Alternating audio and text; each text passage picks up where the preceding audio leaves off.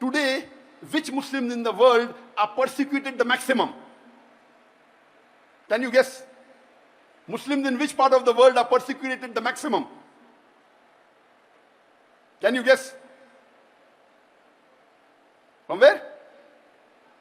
Myanmar. Palestine. According to me, today, maximum that Muslims are being persecuted is in Xinjiang, China. Uyghur Muslims. Yes, Muslims are being persecuted in Myanmar a lot, in Palestine a lot, but in China, it is on different levels. At least in Palestine, the Muslims can pray Salah. Correct? They can say Allahu Akbar. They can fast. They can read the Quran. They can get the contentment in their heart. They are being persecuted without doubt. But in China, they are systematically trying to exterminate them. If you know history, in the middle part of the 20th century, a lot of part of Turkey was taken over by the countries. Some part was taken by Russia, and this part, Xinjiang, was taken over by China. They're actually Turkish people, Eastern Turkestan. And they made it part of China illegally. And many countries are doing that. You can easily make out the difference. You can look at their face and tell them these are not Chinese. But Allah subhanahu wa ta'ala has blessed that land with rich minerals. It has got wealth. So China is trying its level best to see to it that Muslims are exterminated from there. And they started in 2015, according to reports. It wasn't known to the world. It came out, some of the human rights organization came to know in 2016, and it came out in the media in 2017. It started coming out. Became more popular in 2018.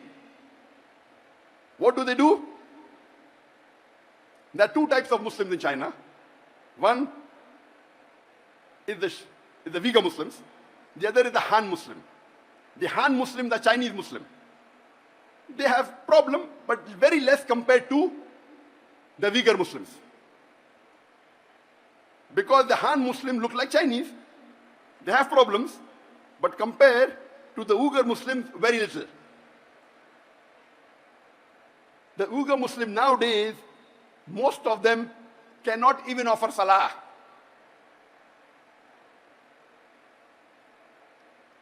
They're not allowed to fast. They are forced to have food during Ramadan. Many are forced to have alcohol. They aren't allowed to learn Arabic. And if they don't listen to the authorities, they are put into concentration camps. The Chinese government says this is re-education. Re-education. Many of the Uyghur Muslims in these concentration camps, they are tortured. They are harassed. They are asked to give up their religion. They are asked to follow communism. And those that are outside, they are being tracked by cameras, by face recognition. And this has been leaked by the human organization. Almost all of them, they are non-Muslim organizations. So much so that 1 month before, in July, there were 22 countries that wrote a letter to UN objecting on the human rights violation against the Uyghur Muslim in China. 22 countries. There are about 195 countries in the UN. 22 countries wrote a letter to UN saying there is human rights violation in China against the Uyghur Muslims. And do you know, out of these 22 countries, there was not a single Muslim country which objected. All of them were non-Muslim country, mostly European country. Isn't it a shame? There are about 56 countries in the world, more than 25% of the countries in the world, they have majority Muslims. It were 22 non-Muslim countries who objected to the violation of human rights in UAE. And when interviews were taken of some of the heads of states, and some did say that Muslims are weak, it will not benefit us much to object. To tell you the fact, they may be right. What they're doing, if you did not object and kept quiet, they may be using the rule of the Sharia, let a small loss take place to prevent a big loss. The Sharia gives you permission in Islam, it's usul, that let a small loss take place to prevent a big loss. If you think by objecting, you will not get any benefit, but there may be retaliation, there may be problem in your country, and if you do not take the best or the second best option of stopping with the hand or stopping with the tongue, you remain silent. This, if the situation is like that really, that if you object there may be retaliation, and if you take the decision of keeping quiet, Sharia gives you permission. That among the 56 countries, no one had the guts. But 22 non-Muslim countries had the guts. Here the story doesn't end. The story, which is really disheartening, is few days later, 37 countries give a letter to UN saying what the Chinese government is doing is correct. They are not torturing the Muslims. They are not violating human rights. They are educating them. They are doing anti-terrorism. 37 countries. Out of these 37 countries, 15 countries were Muslim countries. More than 40% of the countries which supported China, saying that what you're doing is right against the Muslims, what you're torturing them is correct, it is anti-terrorism, they were Muslims.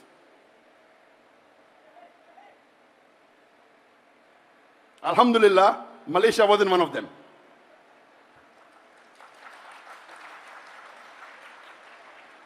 I don't want to take the names of the country which gave a letter, because I want to wake up the Muslims.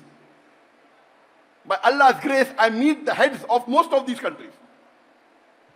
Whenever I meet head of state, my job as a da'i is to convey the message of Allah. Whether they follow or not, it's in their hand. I don't want to take the name because I don't want to embarrass them. But my request to the heads of states of this country, that our beloved Prophet said, if any Muslim is in problem, it is like if one part of the body is in problem, all the rest part, all the cells go to defend it. This is the Ummah. If any Muslim, he may be in any other part of the world, he's a Muslim, he's your brother in faith, you have to support him. How can you support the enemies of Islam just for a small benefit? This is not permitted in the Sharia. Keeping quiet, accepted. We are weak, you're keeping quiet. You may be the lowest level of moment, but yet you're a moment. But supporting a kafir who is killing your Muslim brothers, and you're supporting them. What is happening to our scholars? I am not a scholar, I am a da'i. The job of a da'i is to listen from the scholar and convey it to the masses. The scholar may be very intelligent, knows Islam. The job of a da'i is to make it simple and convey it to the mass. I am not a scholar, I am a da'i. And I told this 2 days ago. And I'm telling it again, that please don't exchange. What are you doing? For a seat in this world, for power in this world, for wealth in this world, you're exchanging your seat in Jannah. And you're purchasing your seat in hellfire. You're a very bad businessman. The Jannah is the true happiness. And I gave the details in the first talk I gave in Kelantan on the 7th of August, day before yesterday. What's happening to the Muslim Ummah? We are deteriorating. There was a time when the Muslims were on top of the world. When the Quran was revealed, the Muslims were looked down upon. It was called as Yawmul Jahiliyyah, the days of the ignorance. The Arab did the tawaf around the Kaaba naked. They were Jahil people. Allah reveals the Quran and makes them the torchbearer of the world. The Muslims became on top of the world. Europeans called from the 8th to the 12th century dark ages. Dark for them, not for us. The advancement that the Muslims made in science and technology, it is phenomenal. We were on top of the world. Today, Muslims are in large number. More than 25% of the world population are Muslims. we are about 2 billion Muslims. But we are looked down upon. We are abused. We are criticized. We cannot do anything. Why? Because that time, at the time of the Sahabas, of the Khulafa Rashidin, the Muslims were close to the Quran and Sunnah. Today, we are far away from the Quran and Sunnah. At that time, we didn't have riches. We were poor. But we had the deen with us. Today, the Muslims are the richest in the world. We have the black gold. But we are looked down upon. Why? Because we are away from the Quran and Sunnah. I request my Muslim brothers all over the world. This lecture is being telecast to all over the world, alhamdulillah. Through the YouTube, which has more than 1 million subscribers, through my Facebook, which has 17.3 million followers, and through Peace TV English, which has 100 million viewers, Peace TV Urdu, 80 million viewers, Peace TV Bangla, 50 million viewers, and Peace TV Chinese, Peace TV Mandarin, 20 million viewers.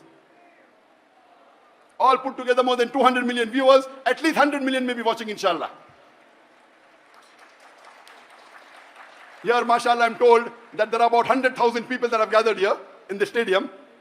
People on the ground, on the stand, about 100,000. But the message, alhamdulillah, is reaching to more than 100 million. 1,000 times more. My request to the brothers and sisters all over the world is, please come close to the Quran and Sunnah. Do not exchange the worldly power, the worldly seat, the worldly wealth for your seat in Jannah. Please don't.